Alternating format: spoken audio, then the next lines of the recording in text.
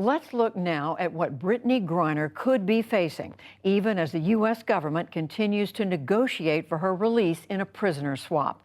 The basketball star was sentenced to 9 years in a penal colony.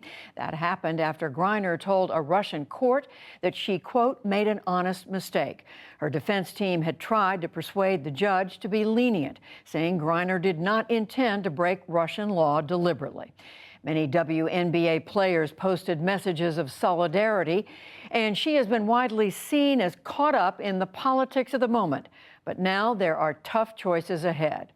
Journalist Julia Ioffe follows this and the Russian system closely. She's the founding partner of Puck News, and she joins me now. Julia Ioffe, welcome back to the NewsHour. So 9 years in a prison, in a penal colony, for possession of a small amount of cannabis oil. How does this sentence, do you think, compare to, say, what a Russian citizen or an ordinary foreigner would have received?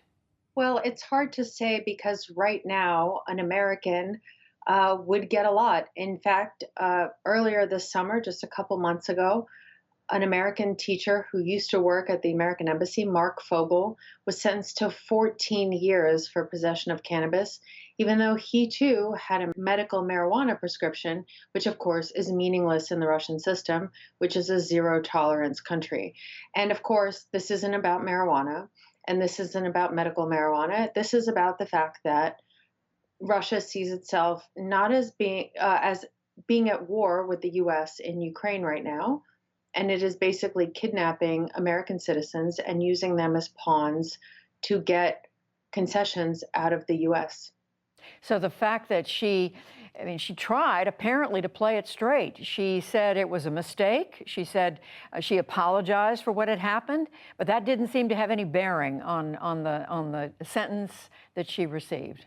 Even if we disregard the situation around her, Russia invaded Ukraine just exactly a week after she was arrested. But even if we set that aside, even if we set aside the fact that the relations between Washington and Moscow completely fell apart in the week after she was arrested, just the arrest for drug possession basically presupposes a guilty verdict. It doesn't matter what she said in court, whether she pled guilty or not guilty, how she explained it, what kind of witnesses she brought, she would have been found guilty no matter what. The question is just how long would the sentence be that the prosecutor asked for, and what kind of sentence the judge would have handed down. Would it be something quote unquote light, like a 5-year, say, probation sentence, or something lenient like 6 or 7 years in a penal colony? It's worth noting that the most common prison sentence for Russian women, most Russian women in penal colonies in Russia are there for drug possession. We don't know what to make of that, but what do you think the prospects are, Julia Ioffe, that there was all this talk last week about a potential prisoner swap for Brittney Griner and another American being held in Russia, Paul Whelan, for Victor Bout, a notorious arms dealer being held in the United States. What do you think the prospects are for something like that coming together?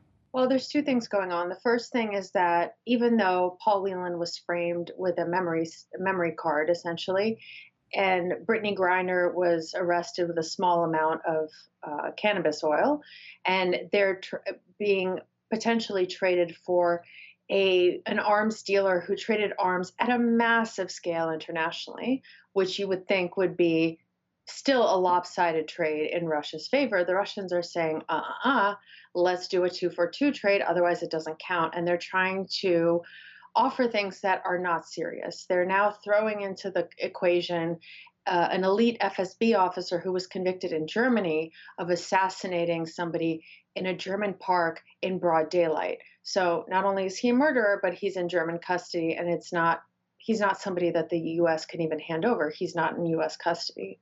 From what my sources in the Biden administration tell me, though, the talks are not going well. The Russians don't seem eager to play ball, and they seem to be just kind of dragging their feet and seeing how much they can get out of the Biden administration. So hardly any equivalence if there were to be a swap. Julia Ioffe, what does she face?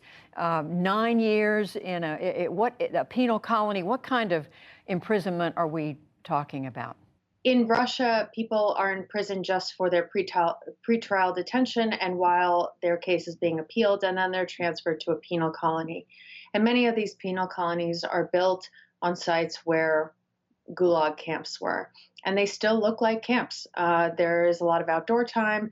They're doing a lot of work. A lot of women's colonies. They're sewing, for example, uniforms for state agencies, and the heads of these prison colonies make a lot of money off essentially the slave labor of the women in these camps. These camps are often quite violent and have very elaborate hierarchies. There's a lot of sexual violence from the guards in these camps. And my fear is that Brittney Griner, as a very tall American and Black woman, really sticks out. She doesn't speak Russian. And unless somebody there in the colony speaks English and takes her under their wing, she's going to have a really tough time navigating an already very harsh terrain. Very difficult to even think about that. Julia Ioffe, thank you very much for joining us. Thank you.